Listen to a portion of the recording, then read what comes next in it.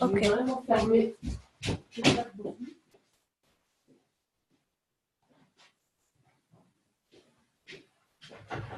Commencer.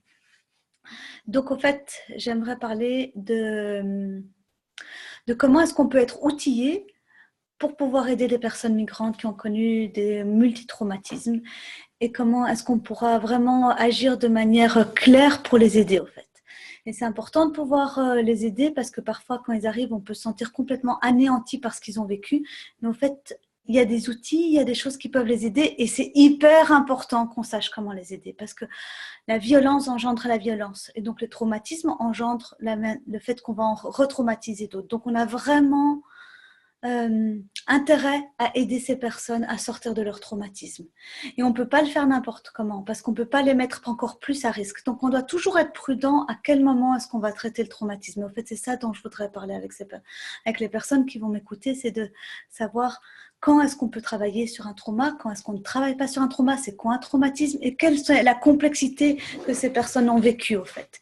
Et on ne travaille pas de la même manière avec des personnes qui ont un statut et avec des personnes qui n'ont pas de statut. C'est deux manières encore différentes de travailler. Donc, c'est ça que j'aimerais parler. OK ? Peut-être d'abord expliquer quelque chose de vraiment important par rapport à toutes ces personnes qui ont vécu des traumas, on va voir, parce qu'ils ont vécu des traumatismes dans leur pays d'origine, qui leur ont fait fuir leur pays. Ils ont vécu des traumatismes sur le chemin de l'exil. Et on peut savoir comme c'est compliqué quand on pense à ce qui se passe en Libye, mais aussi ce qui se passe sur la mer et tout ça.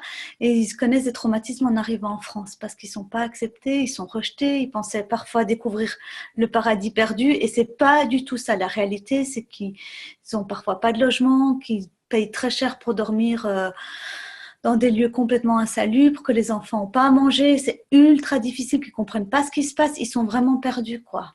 En plus du racisme, on dirait que c'est presque la dernière chose, le racisme comparé à tout ce qu'ils doivent gérer en France en arrivant. Et donc, on peut, quand on travaille avec ces personnes, on peut comme se sentir fasciné, quoi, comme il y a une partie de nous qui se dit, mais ils vont jamais s'en sortir, quoi. On peut quand même se sentir engouffré dans tout ce qu'ils ont vécu et se sentir complètement impuissant. Et c'est un vrai travail de les voir vraiment comme des survivants, en fait. Ce sont des gens ultra capables. S'ils ont vécu tout ça, s'ils ont traversé tout ça, c'est qu'ils sont ultra capables, quoi. Et c'est vraiment se baser sur cette capacité. C'est vraiment des survivants qu'on a en face de nous. Donc, c'est toujours les voir beaucoup plus que leurs traumas. Même si leurs traumas sont tellement difficiles que on est comme aspiré par ça quelque part, c'est vraiment de les voir comme des vrais survivants. Et là-dessus, ils ont beaucoup à nous apprendre sur la résilience humaine et sur ce qui fait qu'on traverse des épreuves et sur ce qui fait qu'on garde la foi et sur ce qui fait qu'on garde la foi en l'humanité, en ce qui est plus grand que nous, dans le cœur, quoi. Ce sont des gens qui vraiment gardent la foi. Et c'est étonnant de travailler avec eux. Et je pense que tout le monde qui travaille auprès de ces personnes-là peut se sentir vraiment touché par leur courage. C'est vraiment, voilà, une leçon de courage et d'humanité, au fait. Et je dirais que dans toutes mes expériences, parce que j'ai eu plusieurs expériences, que ce soit sur les terrains, dans différents continents, ou avec des personnes sans papier, ou des personnes réfugiées, donc avec les deux statuts, en Belgique et en France, je dirais que ce qui m'a le plus aidé, ou ce que j'ai vraiment appris, c'est que des personnes qui ont vécu les guerres ont été mises hors humanité. Et que ce dont elles ont le plus besoin, c'est d'être mises dans l'humanité. Et ça s'apprend pas par des techniques et des choses comme ça. Ça s'apprend parce qu'on est là avec notre cœur vivant. Et qu'on est là en tant qu'humaine qui accueillons un autre humain. Donc, c'est pas un psy qui accueille un pauvre réfugié, au fait. Non, c'est une humaine qui accueille un autre humain. Et ça doit vraiment rester avant tout notre ligne de conduite, quoi. C'est que ces gens, quand ils sentent que on résonne, au fait, qu'on est là, et qu'on les accueille en tant qu'humaines pour rejoindre l'humanité. Parce que comme ils ont été mis sciemment hors humanité, par des viols de masse, par de la propagande et tout, on les a vraiment sortis de l'humanité. C'est vraiment par l'humiliation, combien d'humiliations ils ont subi.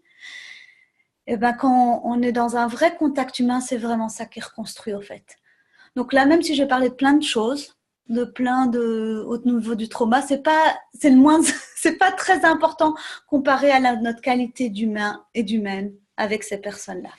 Donc, mais le trauma aide quand même à bien comprendre ce qui se passe pour eux dans leur psychisme et comment on va pouvoir les aider au mieux et quand parler du trauma et quand ne pas vraiment en parler ou quand faire aider à ce que ça ne se ressorte pas trop vite. Voilà. Alors, je vais parler du traumatisme et je vais vous montrer une planche pour que vous compreniez bien de quoi il s'agit. Donc, je vais faire un partage d'écran.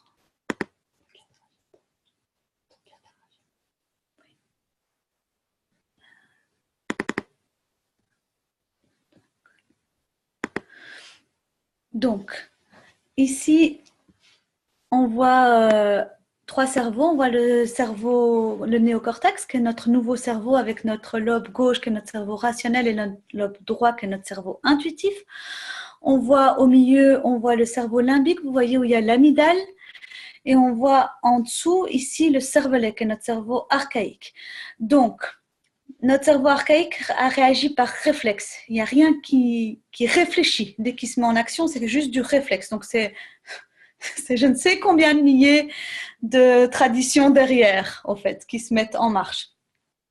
L'amygdale, c'est vraiment notre système de triage. Donc, c'est notre alarme qui analyse l'information et qui dit s'il y a danger ou il n'y a pas danger. S'il n'y a pas danger, l'information va dans l'hippocampe. Donc, c'est le petit truc retourné comme ça dans le cerveau, en plein milieu du cerveau. Et l'information va dans l'hippocampe pour être traitée. S'il y a danger, l'amygdale se met en route et lance l'alarme. Et ça fait ouh dans le cerveau. Donc, tout le cerveau réagit et elle encapsule l'information dans l'amygdale. Ça s'encapsule dans l'amygdale. Et donc, ça ne part pas dans l'hippocampe. Ce qui se passe, toutes les sensations, émotions, cognitions, tout ce qu'on a autour de ce qui se passe ne part pas dans l'hippocampe et donc ne sont pas traités. Ça reste à l'état brut, encapsulé dans l'amygdale.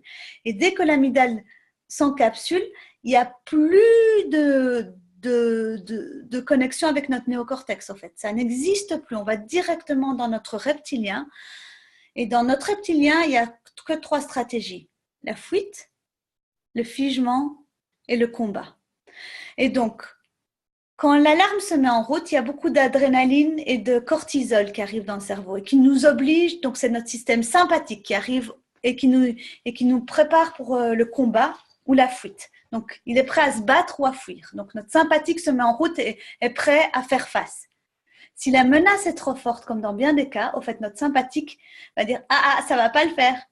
Et donc, il va dire on va se figer. Et au fait, on rentre dans l'hypoactivation. Donc, on fait comme le mort ou la morte. En fait, c'est comme une biche qui va être attaquée par un lion. Si elle ne sait pas fuir ni se défendre, elle va faire la morte parce qu'au moins, elle sera inintéressante. Donc, il y a la dernière capacité de notre cerveau, c'est de faire semblant qu'on est mort. Et comme ça, on ne va plus être attaqué.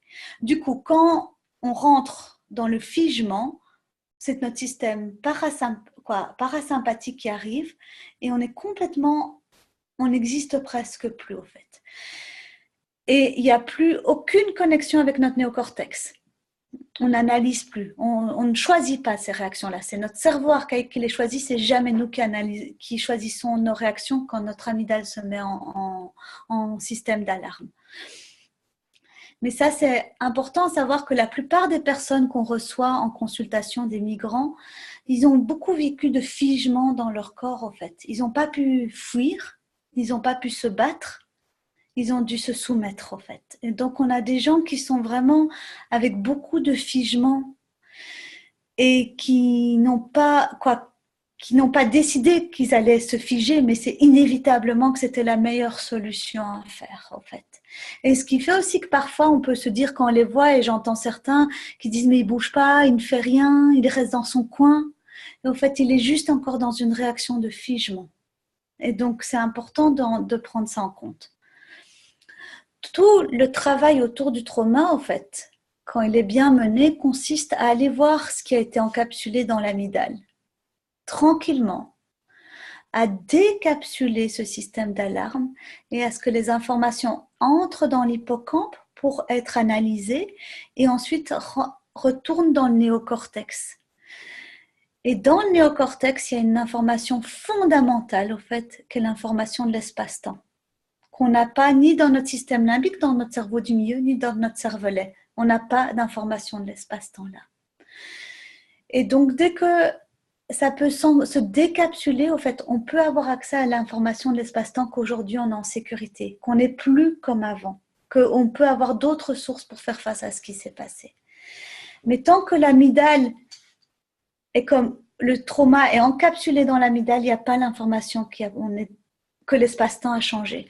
Donc certains d'entre nous, on peut avoir, si on a connu des chocs à 5-6 ans, parfois quand il y a des sensations, ou des images, ou des émotions, ou même des pensées qui ressemblent à ce qu'on a vécu à ce moment-là qui arrivent, ça va comme réouvrir cette capsule-là, ça va la reflamber, et du coup on va réagir comme si on avait 4-5 ans en fait, avec des réactions complètement disproportionnées. On ne comprend pas pourquoi on réagit de cette manière-là. Ça c'est souvent quand notre amygdale est de nouveau enflammée au fait. Et donc, il existe, et heureusement, il existe, et c'est ça la grande nouvelle, c'est que depuis quelques années, depuis quelques dizaines d'années, il existe des techniques qui permettent d'aller voir le trauma de manière sécurisée, où on va vraiment travailler sur ce désencapsulage de l'amygdale, mais de manière douce et pas violente. Et donc, on va le travailler au niveau du cerveau, ça, et ça va aussi se faire au niveau du corps, au fait, parce que on va devoir vraiment aller apaiser le corps, la physiologie du corps, parce qu'on peut devenir très, très... attends. Merde.